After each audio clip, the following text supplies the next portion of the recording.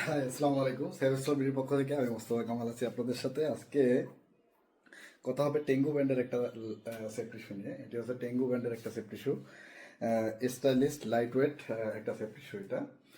আলহামদুলিল্লাহ সেভেস্টল বিডিতে এই টেঙ্গু ব্যান্ডের সেফটি শুগুলো সাইজ অ্যাভেলেবেল 40 থেকে 44 সাইজ পর্যন্ত আমাদের কাছে অ্যাভেলেবেল।